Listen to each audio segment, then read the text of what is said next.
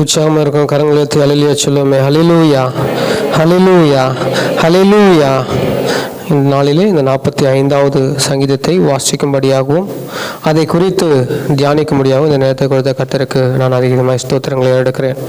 எனக்கு அருமை தேவச்சனம், இந்த 45வது சங்கீதம் பார்த்தீங்கன்னா எதற்காக பாடப்பட்ட ஒரு சங்கீதம்னா, கல்யாண நாள் அன்னைக்கு பாடுகிற சங்கீதமாய் காணப்படுகிறது. இந்த வசனங்களை நீங்கள் வாசித்து பார்த்தீங்கன்னா வெட்டிங் சாங் இதுதான் நாம் பாடி இருக்கிறோம். நம்மளுடைய கல்யாணங்களில், கிறிஸ்தவ கல்யாணங்களில் நாம் பார்த்துருக்கிறோம். நிறைய வெட்டிங் சாங்ஸ்லாம் பாடுவாங்க. ஆனால் அந்த நாட்களில் வெட்டிங் சாங்ஸாக பாடுகிற பாடல் எதுனா இந்த ஒரு 45வது சங்கீதத்தில். அதில் பார்த்தீங்கன்னா முதல் வசனத்திலேருந்து 9வது வசனங்கள் வரைக்கும் பார்த்தீங்கன்னா இதில் பாடப்பட்டு இருக்கிறது.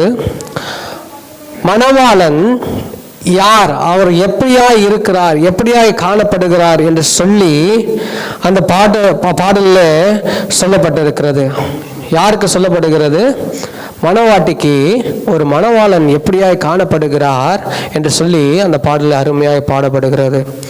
அதுக்கப்புறம் பார்த்தீங்கன்னா மணவாட்டிக்கு சொல்லப்படுகிற காரியம் 9லேருந்து 10வது வசனத்திலிருந்து வாசிப்போமானால், குமாரத்தியை கேள், நீ உன் செவியை சாய்த்து சிந்தித்துக்கொள், உன் ஜனத்தையும் உன் தகப்பன் வீட்டையும் மறந்துவிடு, அப்போது ராஜா உன் அழகில் பிரியப்படுவார், அவர் உன் ஆண்டவர் ஆகையால் அவரை பணிந்து கொள் என்று சொல்லி அதுக்கப்புறம் வருகிற வரிகள், வசனங்கள் எல்லாமே குமாரத்திக்கு ராஜா பிரியப்படுகிறவருமாய் நீ எப்படி உன்னை மாற்றிக்கொள்ள வேண்டும். பாருங்க, நம்ம என்ன பண்ணுவோம், ஒரு மாப்பிள்ளை பொண்ணு பார்க்குறோன்னா என்ன பண்ணுவாங்க, மாப்பிள்ளையை பற்றி விசாரிப்பாங்க. அவர் என்ன வேலை செய்கிறாரு, என்ன பண்ணுறாரு, என்ன செய்கிறாரு, என்னென்னலாம் அவருக்கு பழக்கங்கள் இருக்குது, எப்படி ஃப்ரெண்ட்ஷிப்பு, அதுக்கு ஸ்பை போட்டு ஒரு ஆளை போட்டு என்ன பண்ணுவாங்க, பார்ப்பாங்க.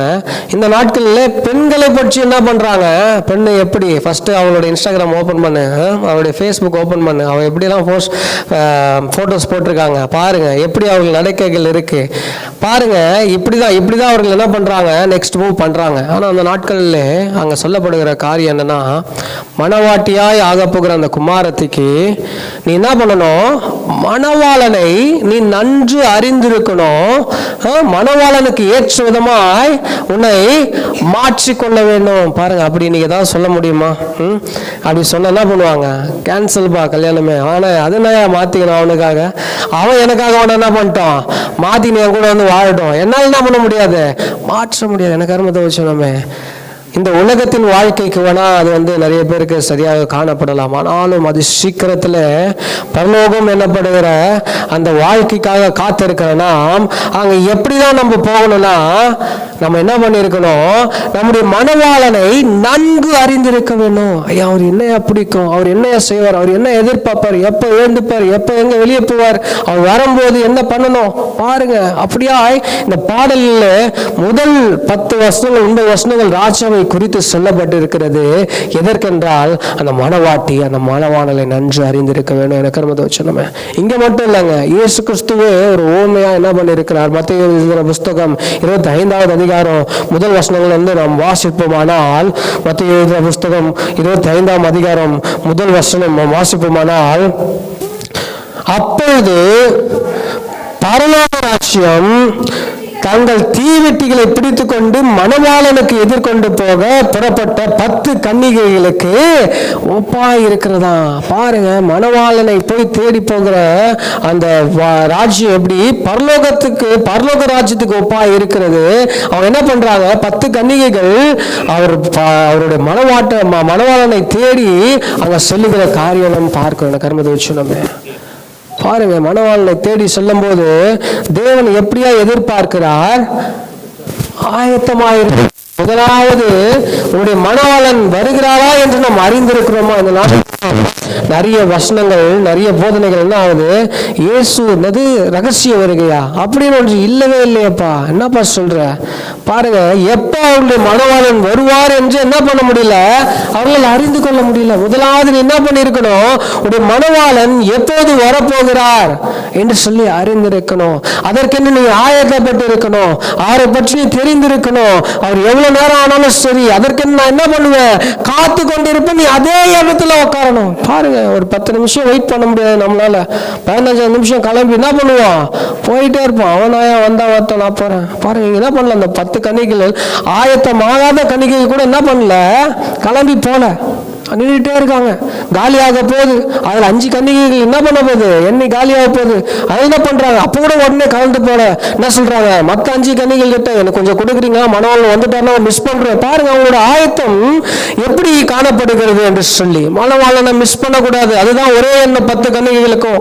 அதில் 5 கன்னிகள் புத்தி உள்ளவர்களா இருக்கலாம், ஆனால் அடுத்த 5 கன்னிகைகள் அவங்களுக்கு ஒரு ஆர்வம். பாருங்க, என்ன பண்ண முடியாது, இப்போ எழுந்து போனா மிஸ் பண்றவங்களுடைய மணவாளனை என்ன பண்ணு, எனக்கு கொஞ்சம் கொடுக்குறியா, பாருங்க எனக்கு ஒரு விஷயம்.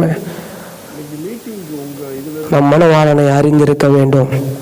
அது சீக்கிரத்தில் வரப்போகிற அந்த பரலோக ராஜ்யத்துக்கு ஒப்பான அந்த கல்யாண விருந்து நமக்காக கொடுக்கப்பட்டு இருக்கிறது, காத்து கொண்டிருக்கிறது.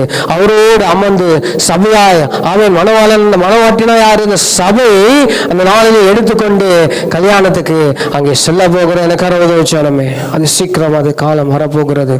மணவாளனை நாம் நன்கு அறிந்திருக்கிறோமா? இன்னைக்கு நமக்கு முன்பாக வைக்கப்பட்டிருக்கிற கேள்வி. அவன் வெட்டிங் சாங்ஸ் எல்லாம் பாடலாம், நமக்கு எல்லாம் சொல்லலாம், ஆனால் நீ என்ன பண்ணிருக்கணும், நீயே நானும் நம்முடைய மணவாளனை அறிந்திருக்கணும். அவர் எப்படிப்பட்டவர், அவர் என்னவாய் எதிர்பார்க்கிறார், என்னிடத்துல என்ன எதிர்பார்க்கிறார் என்று சொல்லி இப்படியான காரியங்கள் நம்ம அனுதினமும் யோசித்து அவருக்கு ஏற்ற விதமாய் நாம் மாற்றிக்கொள்வோமானால் அது சீக்கிரத்தில் வரப்போகிற அந்த இயேசுவோடு சேர்ந்து அந்த நாட்களுக்காக காத்திருக்க நாம். வெளிப்படுத்தின விசேஷம் 21வது அதிகாரம் நீங்க அப்புறம் போய் வாசித்து பாருங்க. 9வது வசனத்துல இருந்து வாசித்து பார்த்தீங்கன்னா உங்களுக்கு தெரியும். ஆமீன். அந்த மணவாளன் வந்த பிறகு அந்த நாட்கள் எப்படியா நமக்கு காணப்படுகிறது. அவர் தான் என்ன பண்ண போறாரு, ஆலயத்தில் அமரப் போகிறார். அவரோடு வாழ போகிற நாட்கள் நீங்க கடந்து போய் வாசித்து பார்க்கலாம். அவ்வளவு அருமையாய் கொடுக்கப்பட்டிருக்கிறது. எனக்கு அருமை விஷயமே. இப்படிப்பட்ட சங்கீதத்தை வாசிக்க முடியாமோ, அதை குறித்து தானிக்க முடியாமோ கொடுத்த கத்திற்கு நான் அதிகமாக ஸ்தோத்திரங்களை எடுக்கிறேன். ஆமேன்.